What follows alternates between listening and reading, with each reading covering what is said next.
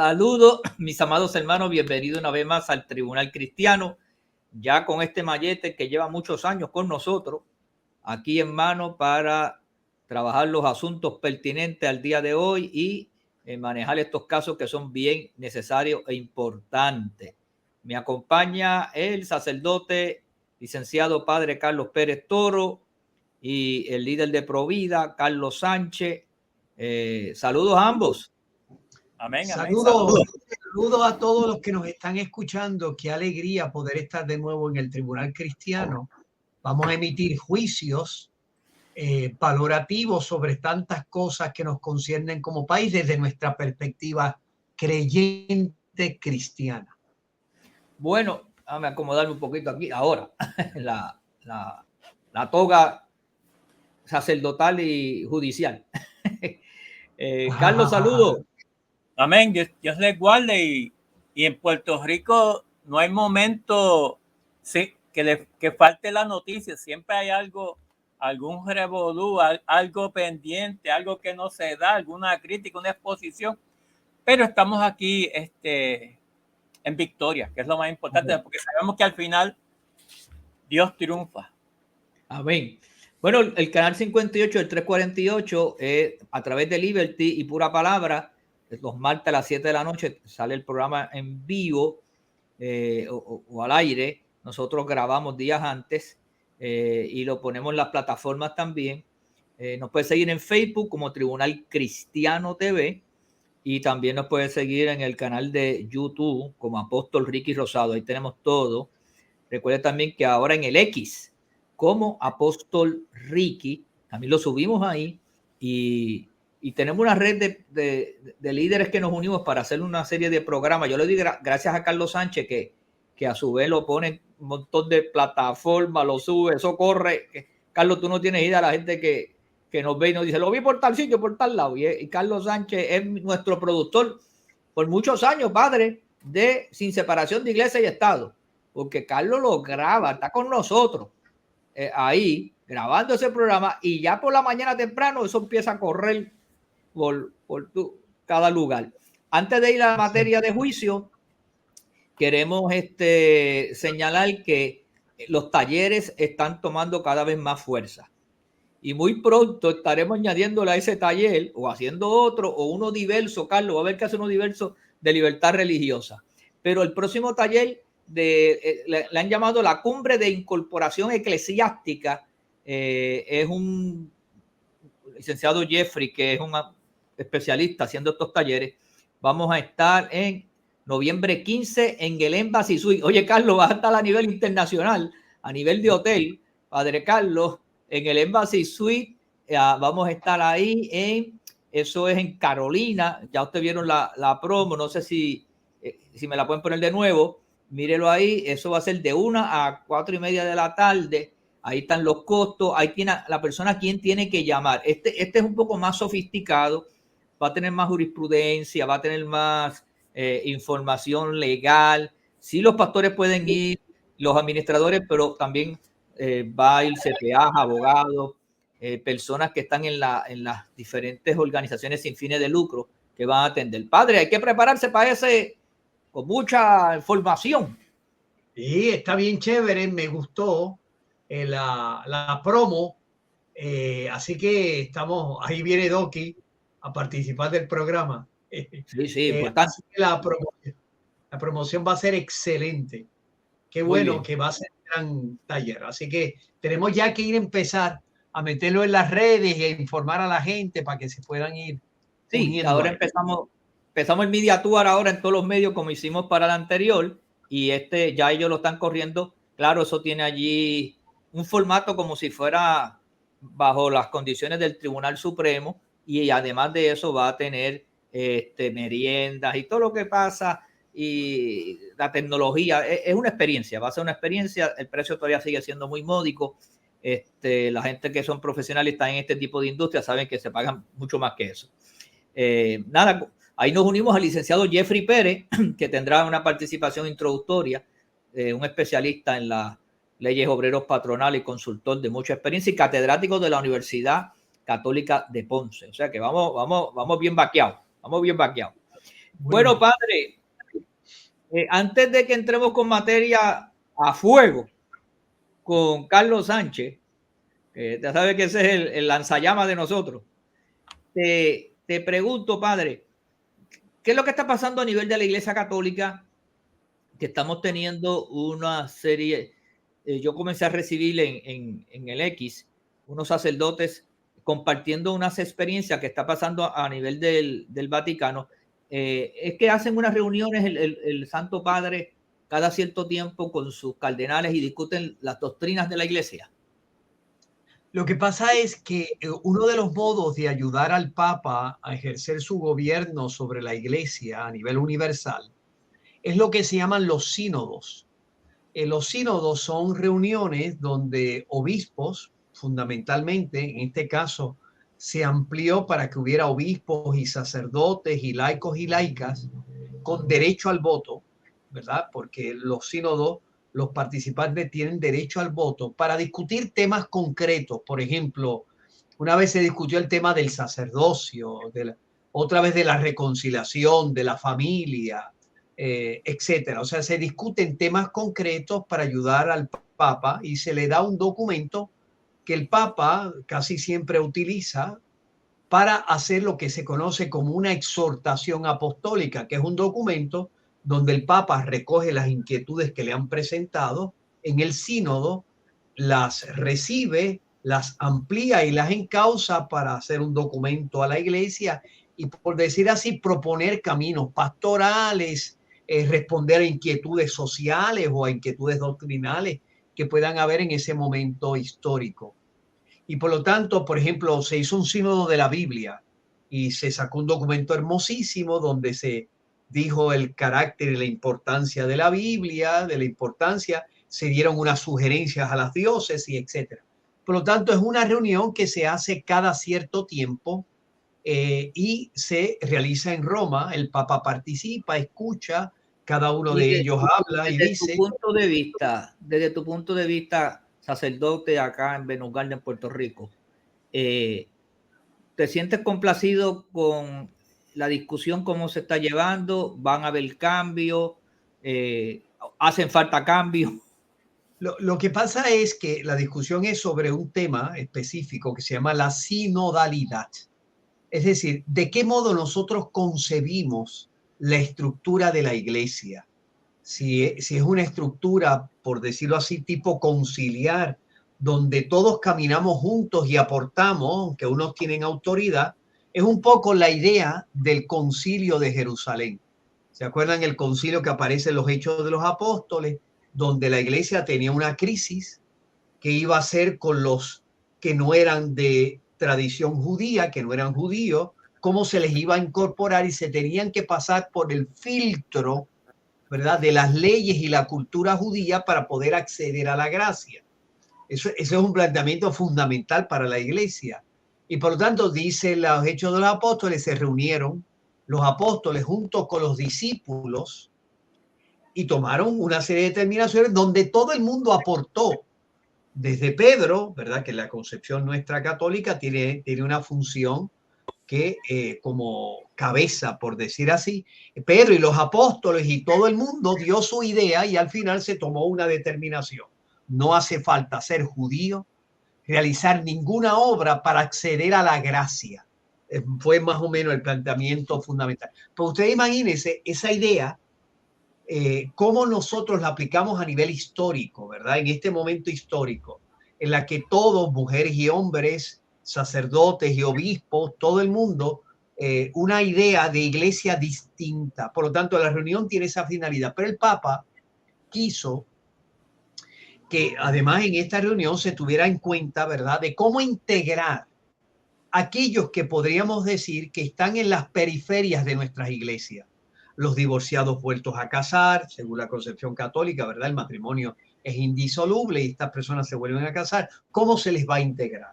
¿Cómo se integra a personas que tienen una orientación sexual o identidad de género en la cual son partícipes de esta cultura LGBTQ? ¿Cómo se les puede integrar en el sentido, cómo se les puede ayudar, acompañar pastoralmente? Son cosas que todos tenemos en nuestras iglesias, porque en nuestras iglesias asisten personas divorciadas, personas con problemas de crímenes y condenas, o personas con problemas de verdad, por decir así, de homosexualidad. ¿Qué hacemos?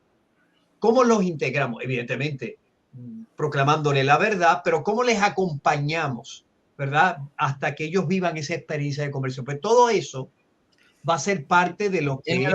Mira, en el taller pero este sínodo, el Papa pidió que no se hiciera público, sino que los miembros pudieran participar en ello de una manera sin la presión de que todo el mundo se va a enterar y se van a crear lo que los medios siempre quieren crear. Pues parece que se hizo público. ¿Por qué? ¿Cómo yo lo recibí? ¿Recibió qué cosa, pastor? Información de lo que estaba ocurriendo. Eso no, estaba en usted, sí.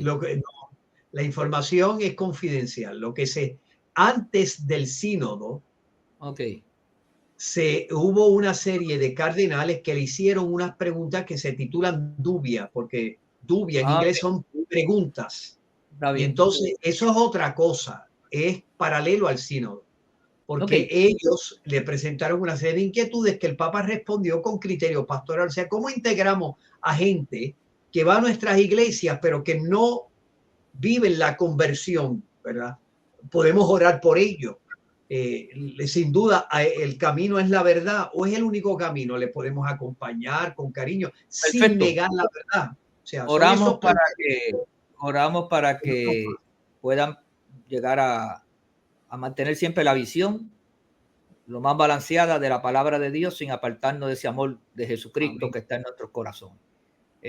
Como decía el anuncio aquel famoso, sucio, difícil, dolor de cabeza. Oye, y no sé, Carlos, para que te enteres si no te has enterado, y yo quiero que el padre, porque el padre va a salir ahorita y nos quedamos tú y yo discutiendo los temas tirapiedra, eso que tenemos ahí, pero hay un proyecto de ley que se sometió este pasado martes a las 3 de la tarde, oye, hasta la hora tengo, padre, a las 3 de la tarde, es el proyecto 1345. Este proyecto 1345 es para establecer las guías para la protección de la libertad religiosa a los fines de clarificar ciertos principios de libertad religiosa fundamentados en los parámetros constitucionales y estatutarios, tanto federales como locales, aplicables a Puerto Rico y para otros fines relacionados. Pero para resumirlo, es la guía para la protección de la libertad religiosa. Son un proyecto muy importante que hace años venimos luchando, trabajando por el proyecto, buscando la manera de que podamos ese proyecto llevarlo a la realidad. Y ahora que le iba a preguntar al padre, se fue. Se fue. A ver si regresa. Con el propósito de ver qué va a ocurrir sobre esto. Se sometió, como dije, este martes pasado, martes 10 de octubre, por el senador Tomás Rivera Chat, pero que la delegación del PNP también lo va a asumir como suyo. Y el propósito del proyecto, como dije antes, son esas guías. Hay gente que ha dicho que ese proyecto se va sometido en el cuatrienio pasado, y eso es cierto, se sometió en el cuatrienio pasado ese proyecto, pero no es el mismo exactamente. Claro, tiene muchas cosas de ese proyecto porque si tú haces uno nuevo, básicamente vas a tomar muchas de esas cosas. Pero luego se le añadió al proyecto el lenguaje y las últimas decisiones que han habido a nivel del Tribunal Supremo de los Estados Unidos. Y entonces esperamos que comience una discusión. Estamos ya, nos queda esta sesión y la otra sesión. O sea, vamos a ver cómo puede fluir con la voluntad. Lo que sí este proyecto va a demostrar quiénes realmente, que se llaman a veces personas que están a favor de las libertades religiosas, que reconocen cada vez que pueden que ellos son conservadores, que respetan esos principios, esos valores, Pues vamos a ver ahora, en el Senado hace falta 14 votos y en la Cámara 26 votos. Eso no es muy difícil, porque si ya hay 10 PNP que se están alineando, me imagino que el proyecto Dignidad se va a alinear con eso también, pues entonces, lo que falta son 3 votitos. ¿Cómo tú lo ves, Carlos? Sí, mira, el proyecto es necesario porque aquí hay tanta confusión sobre la función de la iglesia, sobre la función de los creyentes, sobre las libertades. Y entonces es como en Estados Unidos. En Estados Unidos se habla de las libertades religiosas y allá viene un grupo en Colorado y ataca a los religiosos, prohibiéndoles y obligándolos a tomar seminario. Entonces, tienen que ir al Supremo y el Supremo revalida las libertades religiosas. Y entonces, siempre van a...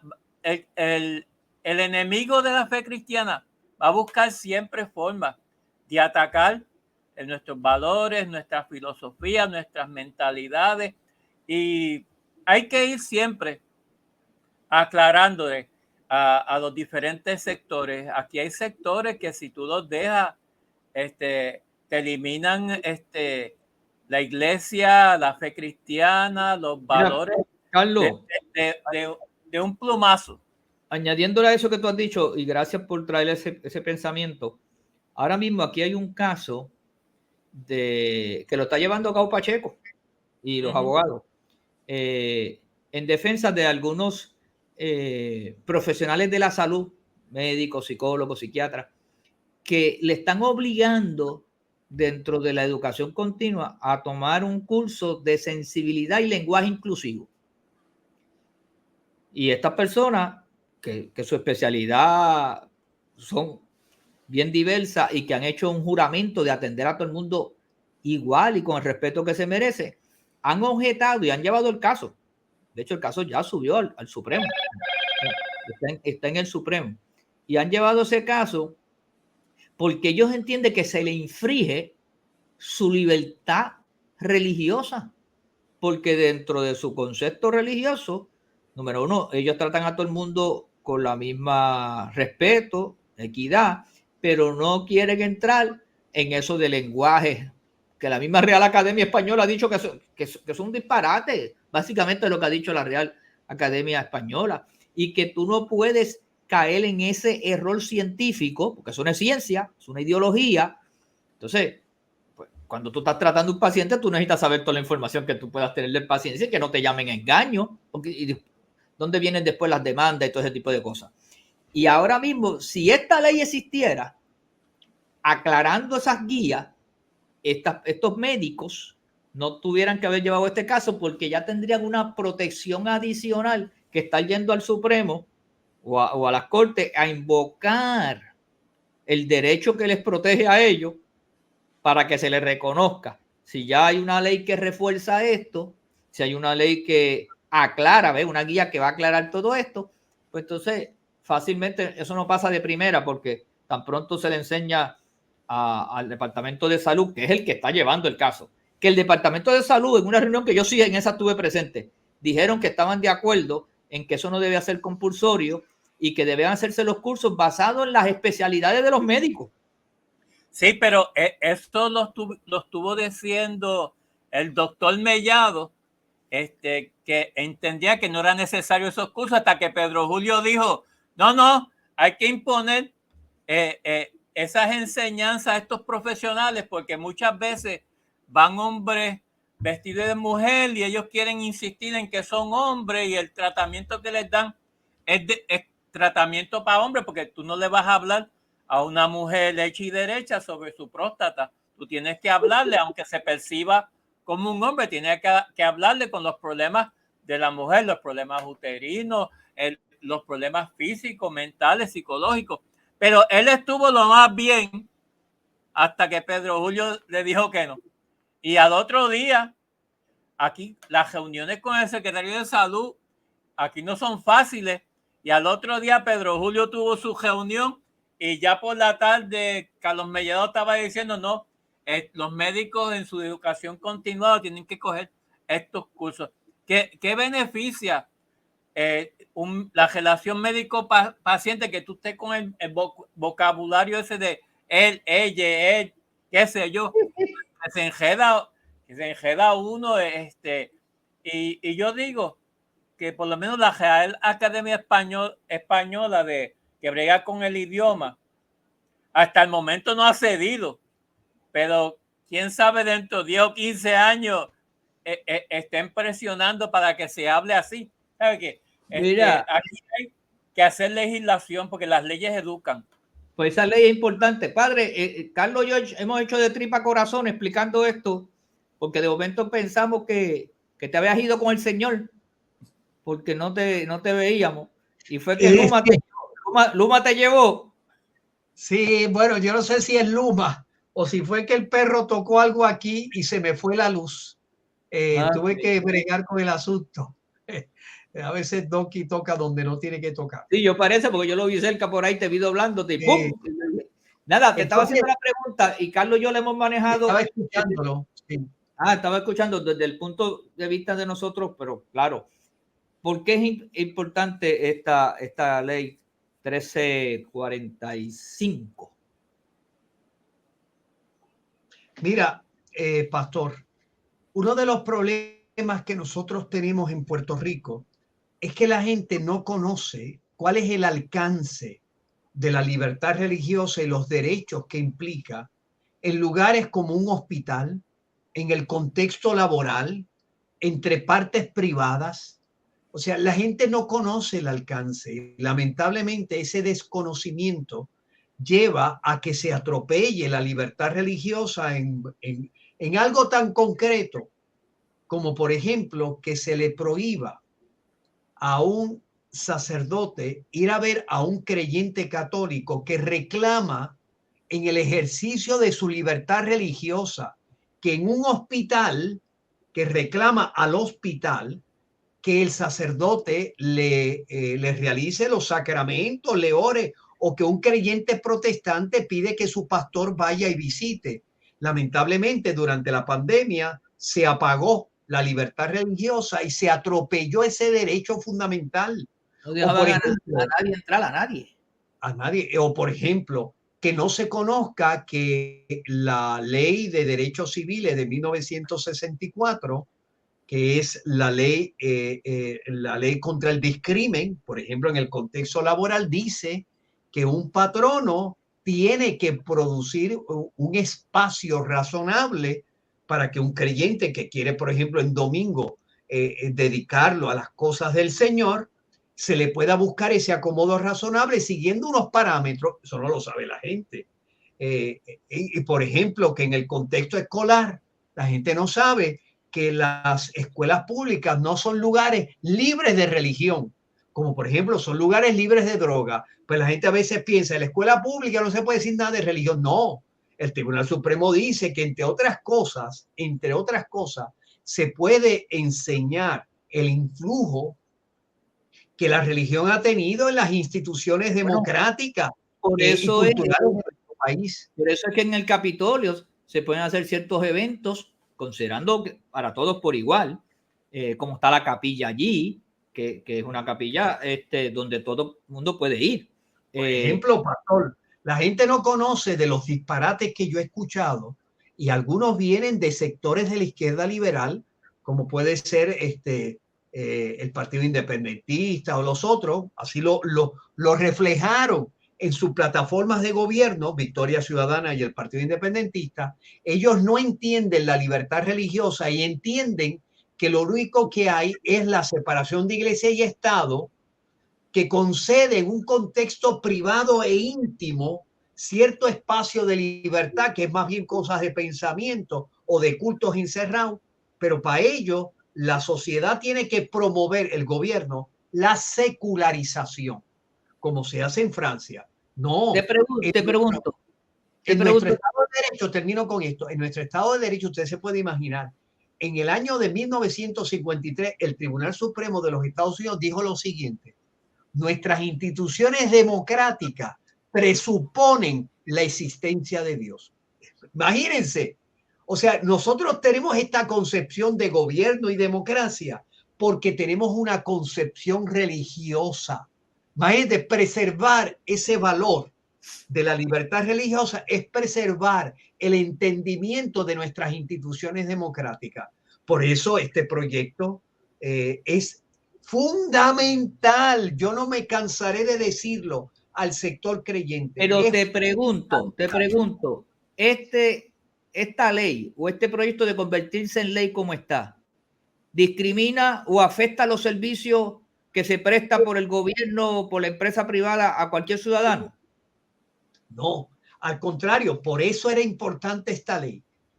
Esta ley dice de manera específica que el gobierno no puede discriminar en la prestación de servicio contra ningún ciudadano. Eso es la responsabilidad del gobierno, pero los, por decir así, trabajadores del gobierno, los empleados públicos, no tienen esa obligación. Pueden reclamar su derecho a la libertad religiosa. Ahora, el gobierno tiene que buscar el acomodo razonable para dos cosas, crear el balance, que el ciudadano que pide un servicio no sea discriminado, eso es una obligación y es prioritaria y dice la ley, tiene que evitársele pérdidas de tiempo, vejámenes y discrimen. Por lo tanto, el gobierno tiene que ser previsor y el creyente que por algún motivo no puede prestar un servicio público, tiene también que ser previsor con su patrono, que es el gobierno, para que le busque el acomodo razonable. Es decir, si alguien, además de los creyentes, debería querer este proyecto, serían los miembros de la llamada comunidad LGBTQ. ¿Por qué? Porque les garantiza a ellos no solo la prestación de servicio, sino que los creyentes tienen que ser previsores porque no pueden esperar a que esté la persona enfrente y por decir así, les realice vejámenes, ofensas. Lo que se debe evitar es la improvisación. Lo que va a hacer es ordenar Sí, eso. Oye, esta ley necesitaría también un reglamento. Esta ley no necesita. Ah, no, sí. Estaba confundiéndola con la ley 155. Es que esta ley le obliga a todas las ramas de gobierno en Puerto Rico, es decir, la rama ejecutiva, la rama legislativa y la rama judicial, todo el mundo tiene que hacer un reglamento para aplicar en el contexto laboral, aplicar las indicaciones de este proyecto de ley. Todo el mundo, porque claro, sí, pero la reglamentación, eso me asusta. Eso me asusta porque si todo el mundo va a hacer un reglamento, cada cual puede hacer el reglamento que le dé la gana. Bueno, cada uno tiene que hacer según los parámetros de la ley. Lo bueno de los reglamentos es que primero tienen que estar enganchados a la ley. Yo no puedo hacer un reglamento que enmiende la ley.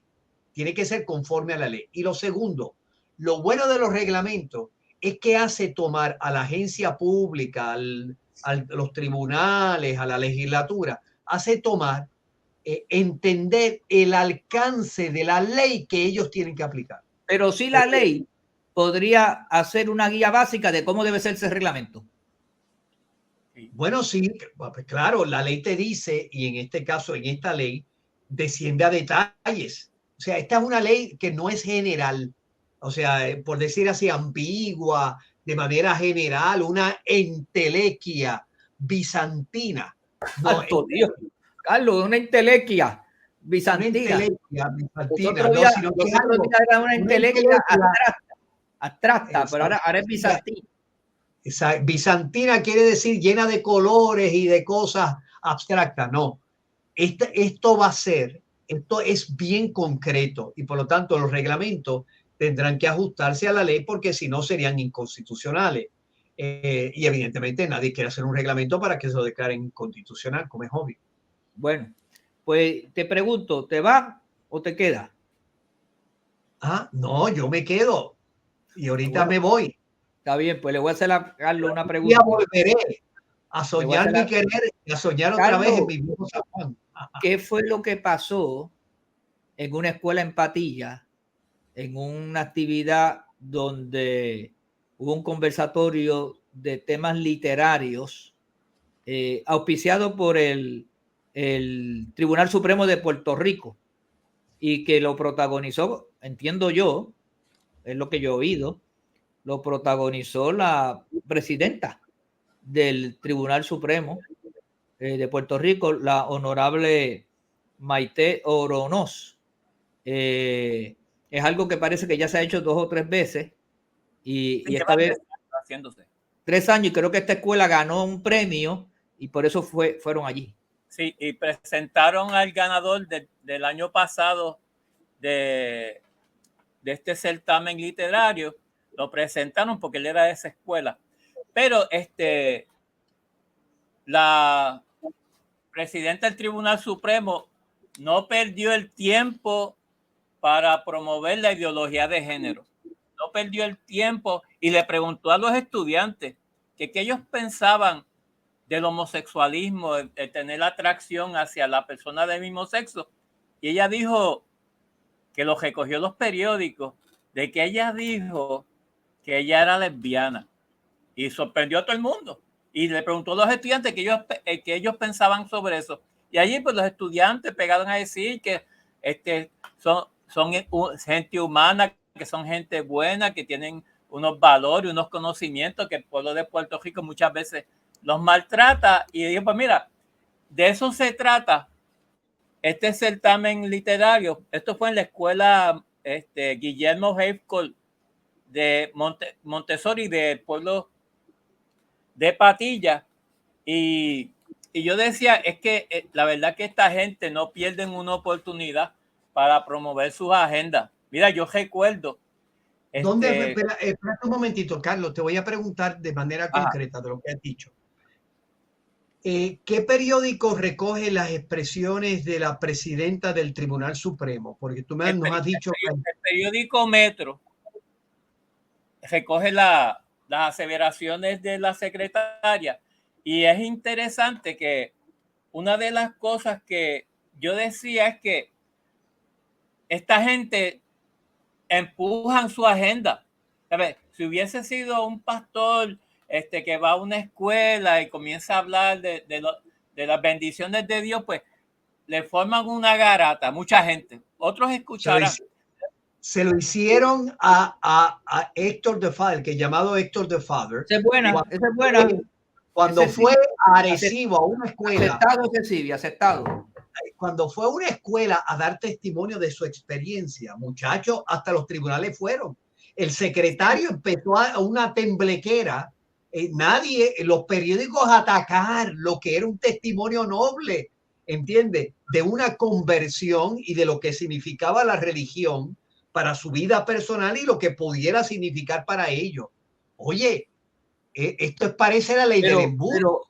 Pero cuando Pedro Julio se pasaba por las escuelas, a nadie decía nada. Los mismos periódicos que ahora recogen eso y que criticaban al creyente, al pastor, ¿entiendes? Hoy, y en el caso de Pedro Julio, no decían absolutamente nada, al contrario.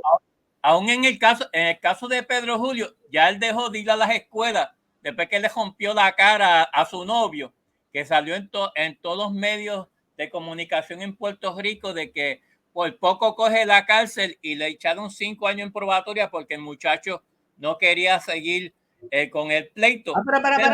Para, Carlos, no, ¿tú estás seguro de lo que acaba de decir? Le echaron 5 años en probatoria. En probatoria, sí, porque el muchacho no quería seguir con el asunto y le dieron 5 años en probatoria, pues está medio derechito, aunque se puso fresco con otro abogado de San Juan y en un muchacho que cuando él era ayudante de Carmen Yulín, un muchacho de Guaynabo, estaba deambulante en la calle, un muchacho de buena residencia y estudioso, y él le dijo que le consiguió un apartamento por los programas de SIDA en San Juan a cambio de que tenía que tener algo sexual con él.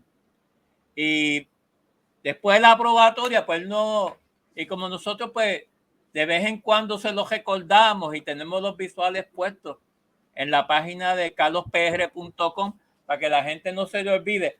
Entonces, yo no sé si tú te acuerdas, en el 2021 nombraron al juez escribano a a un comité de evaluación de jueces.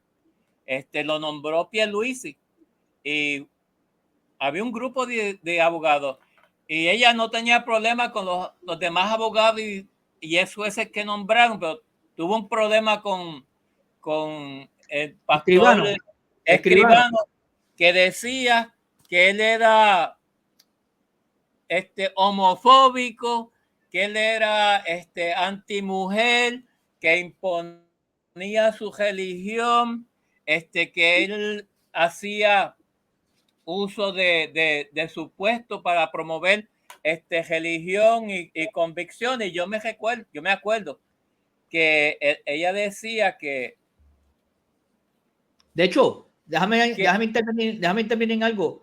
A Escribano, cuando era juez, a los que lo sepan, estamos hablando del honorable Jorge Lucas Escribano, que fue por muchos años juez. De hecho, se retiró de los años que estuvo y él estuvo en el apelativo. O sea, fue juez del apelativo y fue entrevistado y considerado en la administración de Fortuño, del honorable gobernador Fortuño, para el Supremo. O sea, que estamos hablando de una persona de calibre.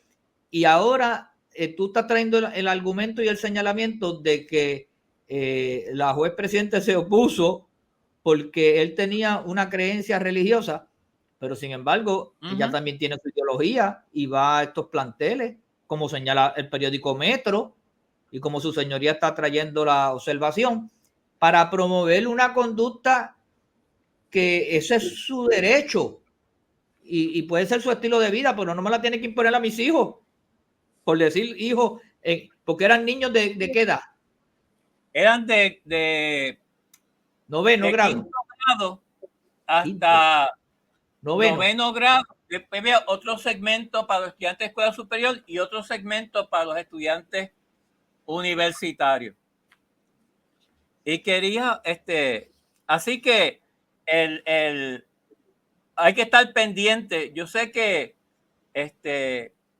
mucha gente va a decir que ella tiene derecho a expresarse, pero a estos niños jovencitos, ahora mismo nosotros estamos atendiendo una situación de un cantante trapero. Párate, ese es Paurita. Déjame terminar este tema, porque ese tiene mucha candela. Yo quiero hacer un señalamiento y no sé si el padre me va a poder ayudar en esta expresión. Si no puede, porque el padre no solamente es sacerdote, es un oficial del tribunal. Pero yo quiero decirle esto. A mí me gustaría, esta es la pregunta que yo quiero hacer. A mí me gustaría saber si los 8 jueces que están en el Tribunal Supremo, que se merecen nuestro respeto, jueces y juezas que están allí, ellos están involucrados en alguna manera en esta representación que está haciendo la señora presidenta del tribunal, porque o ella va en su carácter personal a estos lugares, o ella va como presidenta del Tribunal Supremo, que es bien difícil separar una cosa de la otra, pero la invitación, el programa decía que era del Tribunal Supremo, la rama judicial, el Poder Judicial, como le llaman ellos, así que se identifican ahora, el Poder Judicial, que incluye ella está reclutando más jueces que la acompañen a llevar ese mensaje a las escuelas y que provee. Y eso incluye, me corrige el licenciado, eso incluye desde el Tribunal Supremo, el apelativo, instancias, jueces municipales, y yo no sé si todavía existen los jueces de paz, pero jueces de paz. O sea, ya no existen, son de instancias municipales. Toda esa gama, esos 300 y pico de jueces que existen, están representados en ese evento que ella hace. A mí me gustaría saber si los jueces del Supremo o otros jueces se sienten cómodos con estas intervenciones o esta representación. Eso es mi pregunta que yo lanzo. Que me gustaría... habría que hacérselo, pastor, eso es una pregunta personal, habría que hacérselo a ellos si ellos se sienten cómodos con ese tipo de expresión, pero se la estoy haciendo. Pero a través de este medio se la estoy haciendo. Ok. Lo que esto plantea, evidentemente nadie tiene derecho a ir a un plantel escolar que no sea parte de la facultad de profesores y de administrativo de una escuela. evidentemente las escuelas invitan, como es obvio y es necesario, invitan recursos de la comunidad, invitan a jueces, como la jueza presidenta, invitan a sacerdotes, invitan a pastores, etcétera. Ese tipo de actividad evidentemente no puede ser impuesta, sobre todo cuando puede tener un componente ideológico en una sociedad de la diversidad. Yo no puedo invitar a, qué sé yo, al presidente del Partido Independentista, como lo han hecho, sin pedirle permiso a los padres. Es decir, un padre que no quiera que su hijo participe en ese conversatorio tiene derecho a reclamarlo. Como cuando iba Héctor de Faber, cuando iba, evidentemente tienen derecho a reclamar, pero Héctor de Faber, como el líder del Partido Independentista, como la jueza presidenta, tienen el mismo derecho. No es que el que es creyente no tiene derecho a hablar de su creencia, porque lo que ha dicho el Tribunal Supremo de Estados Unidos ya ha sido claro. Si tú lo concedes por motivos seculares, no lo puedes negar por motivos religiosos. Si tú estás concediendo que vaya la jueza presidenta a hablarle a estudiantes sobre la rama ejecutiva, etcétera, lo cual es bueno, pero además ella aprovecha porque se ve que ya había un escrito de que iban a pedir un concurso de que los estudiantes hicieran una especie de ensayos, etcétera, para competir sobre temas de ideología de género. Claro, eso tiene que ser voluntario. El problema no es que haya ido la jueza presidenta a hablar sobre su propia intimidad. Derecho tiene. El problema es que en la escuela pública tú tienes que pedirle permiso a los padres, porque si un padre no quiere que su hijo participe en ese tipo de actividad, derecho tiene. Porque no es solo el derecho de que como salió una mamá allí en Arecibo, mi hijo yo no quiero que participe en eso y fue hasta el Tribunal Federal. Por supuesto, derecho tiene. Nadie le puede obligar a escuchar a Héctor de Faber. Pero Héctor de Faber, y vuelvo a insistir, tiene el mismo derecho. Yo lo que le digo a esos papás que sean creyentes, que se hayan podido sentir lacerados de alguna manera, pero Carlos, pero pregunto, que ustedes sepan, y Carlos, que es el que ha hecho el trabajo investigativo, no sé si tiene esa información, ¿pidieron permiso a los padres en la escuela? 1. 2. ¿Algún padre levantó su voz de incomodidad? Eso no ha salido. No lo tenemos. Esto fue el pasado lunes, así que... Es que yo oí que iban a hacer una manifestación frente a la escuela. Lo que no sé es si la manifestación es de los padres de esa escuela o son gente de afuera que se quieren meter allí a hacer su manifestación. Evidentemente, ellos no podían prever las expresiones concretas de la jueza presidenta, porque evidentemente ellos podían haber pensado legítimamente, esa es una actividad de carácter técnico para que los muchachos conozcan, ¿verdad?, lo que es un tribunal y lo que ofrece el tribunal. Las expresiones ideológicas de ella son, ellos no podían saberlo, lamentablemente, ¿verdad? Es como si fuese el juez Korthoff, ¿verdad?, a hablar del Tribunal Supremo y comenzase a hablar lo que la fe ha hecho en su vida y cómo la fe es importante y que ellos piensan de Jesucristo y de Dios. Dicho sea de paso, si es bueno para uno, es bueno para otro. Si mañana el juez Korthoff lo invitan, tiene el mismo derecho de hablarle a esos estudiantes sobre el tema de la religión cristiana, de la misma manera que ha tenido la jueza presidenta de hablar de su... Pero si fue vetado el juez escribano, por lo que veo, entonces... Bueno, fue vetado, no fue vetado porque al final fue aceptado, tuvieron que aceptarlo, ¿verdad? Párate, aclara, dilo de nuevo. O sea, que al final lo tuvieron que, o sea, lo aceptaron porque la mayoría votó a favor. Pero hubo al principio una oposición de... Bueno, no, hubo dos opiniones. Uno del juez Estrella y de la jueza presidenta manifestando su disconformidad de que hayan aceptado al juez escribano por los comentarios, según ella y según el juez Estrella, sus comentarios sobre estos temas controversiales. O sea que parecía que el juez escribano no tiene derecho a opinar sobre esos temas pero la jueza presidente y el juez estrella parece que tienen derecho, ¿verdad? Y lo digo con el mayor respeto al Tribunal Supremo. Mira, es decir, yo lo que quiero que con esto termino. Yo soy juez, yo puedo opinar, ¿verdad? Yo soy juez, puedo opinar. Yo lo que quiero que quede claro es que si son asuntos ideológicos o son actividades extracurriculares, lo mínimo es que se le indique a los padres, y en el caso que la actividad extracurricular tenga un componente ideológico, como puede ser hablar sobre estos temas LGBTQ, que o sea, derecho pueden tener en la escuela pública, lo que no tienen derecho es imponer que todo estudiante, incluso los estudiantes que no quieran ir, tengan que ir.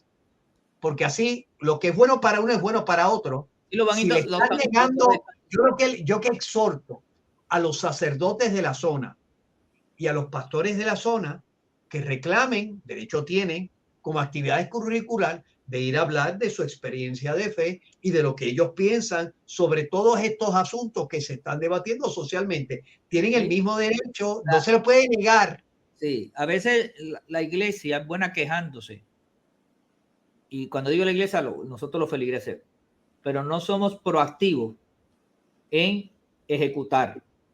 Y aunque el que no se queja, no se queje, pero nosotros tenemos que usar las leyes.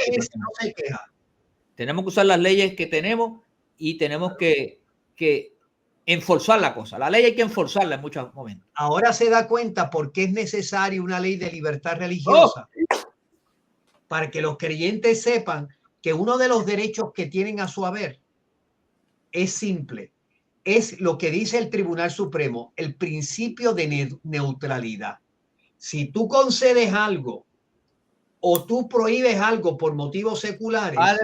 Padre, pero hay una ley 85 del 2018 que los que fueron allí la conocen, son abogados y deberían haberle exigido al plantel una autorización para que esos niños pudieran estar allí. Ojo, que a veces los más que saben la ley saben por dónde meterse, pasar por el lado de ella. Vamos con calma. Carlos, antes que el tiempo se lo acabe, ¿qué es lo que está pasando? Me dicen que tú estás comprando una taquilla para ir al Coca-Cola Music. Mira, ¿tú sabes cuánto valen las taquillas para el concierto del Villano Antillano? Villano Antillano es un hombre, pero que se viste como una mujer, pero canta como un hombre. Él tiene un enredo ahí. Es un muchachito que se crió en la iglesia. Se apartó a los 17 años y entró en el mundo ese de la droga, de los vicios, de los... Se nos quedó Carlos frisado. Se quedó frisado, Carlos. Homosexualismo. La taquilla $98, $75 y $53. Y mira lo que él dice. Él convoca a las diablas de Puerto Rico, a las satas, a los patos, a las patas, a los en-between, y convoca a los palos doblados que jamás su tronco endereza y que el salpafuera es inminente. Habrá magia. ¿Y dónde dice eso, Carlos? ¿Dónde dice eso que tú estás leyendo así tan claro? En la promoción de este señor. De hecho, ¿Y cómo se llama el evento? Se llama Babilonia la Grande, la madre de la jamera. ¿Sabe que eso es un juicio que habla el libro de Apocalipsis? Sí, pero aparentemente estaban promoviendo que niños de 2 a 16 años con un adulto podían ir. Sí, de hecho, si los niños de 2 años en adelante tienen que pagar taquilla. Los 98, los 75 y los 53. Ahora, hubo una actividad de varios legisladores y de los grupos cristianos, y entonces ahora prohibieron la entrada a menores. No puede ir menores aunque vaya acompañado de adultos. De hecho, ahora la promoción dice solo para adultos. Este individuo... Bueno, y te voy a decir algo más sobre eso, porque yo fui parte de las gestiones que se hicieron a nivel de la legislatura y de otros lugares porque se sorprendió. Pues eso es una violación de ley. Padre, me corrige, pero eso sería una violación de ley.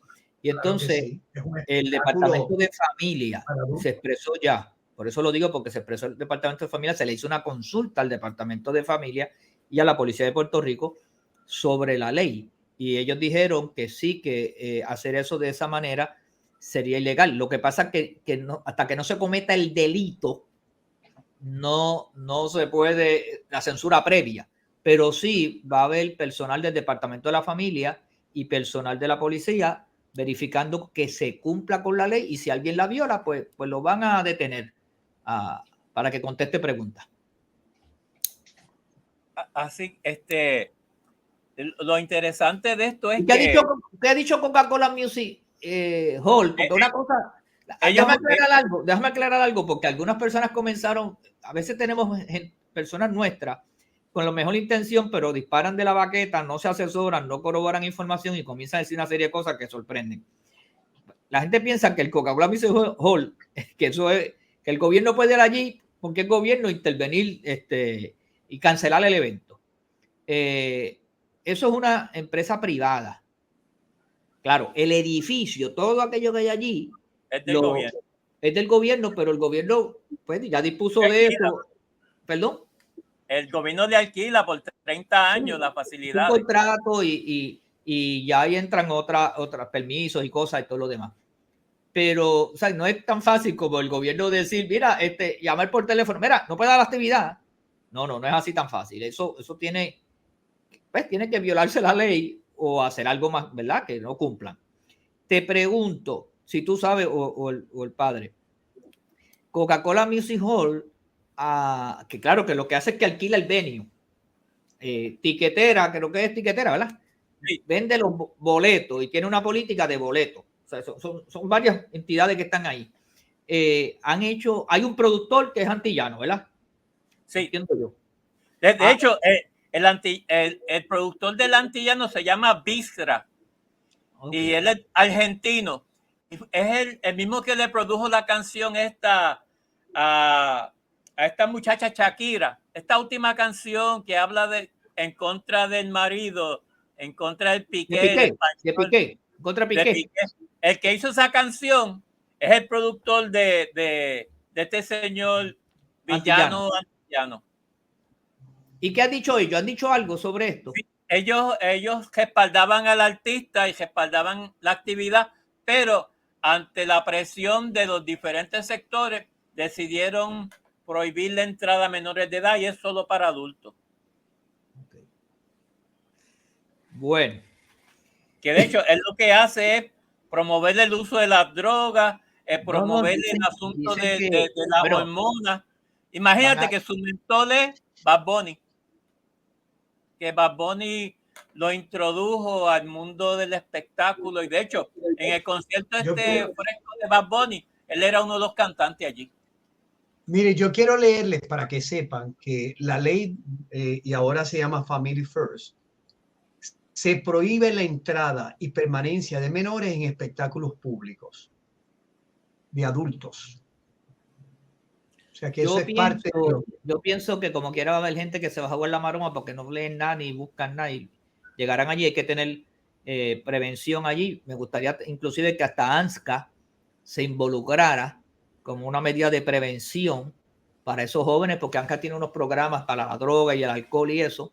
Yo sí, en ese relato que tú dices, antillano o esta persona dijo que allí va a haber un desorden, que no había inhibiciones, que podía pasar lo que pasara. Y eso pues, en el mercado que yo me crié allá en Las Monjas le llamaban orgía o algo festino, un carnaval, algo de esa manera. Y estas cosas ocurren en otros países, o sea, tampoco nos llamemos a... Pasa que para nosotros son novel porque no es algo que ocurra aquí, como a veces de hecho, ocurre. Hace unos años ocurrió de 8 individuos bailando snu en el Teatro Tapia. ¿Te acuerdas? Sí, tú le metiste caña a eso bien fuerte. Yo me le dio duro y lo paraste. Y Santini le canceló la actividad. Entonces ellos fueron a los teatros de Luisito Vigoró y luego demandaron. Y el tribunal ordenó, la juez Carmen Consuelo, ordenó a que tuviesen su actividad en el Teatro Tapia, y después ellos demandaron al municipio de San Juan por violación de contrato. Y una de las cosas más cómicas que yo he visto en mi vida es que demandaron por 50,000 cada bailarín snu. Y entonces demandó por 75,000 el director de vestuario, que ellos salieron con un lacito en el cuello y snu completamente. Y Carmen Consuelo decía que había que pagarle los $75,000 al individuo. Luego ellos fueron a Boston y el asunto se arregló, pero esta gente son bien atrevidos, bien arriesgados. A pesar de todo, felicito a Santini, que tuvo la valentía de defender por encima de una demanda esto de cancelar en el Teatro Tapia. Y hay gente que dirá, no, pastor, no se puede violar la ley. Bueno, no se puede, pero a veces hace falta mantener la vergüenza y el respeto. Y esa actividad no volvió más a darse. No volvió más a darse. Bueno, ya el tiempo avanzado, padre. A la verdad que usted como que se le olvidó que se tenía que ir.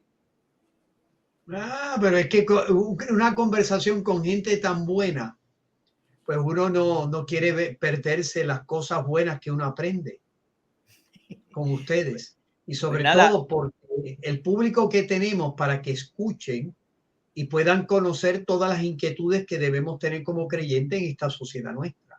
Así nos veremos en separación de iglesia y estado esta noche en WKQ 580. Ahí la gente nos sigue los viernes y los domingos en la mañana. Carlos, gracias. Amén, amén. Gracias a ustedes. Nos vemos. Bendiciones. Carlos, llámame. Carlos, llámame ahora.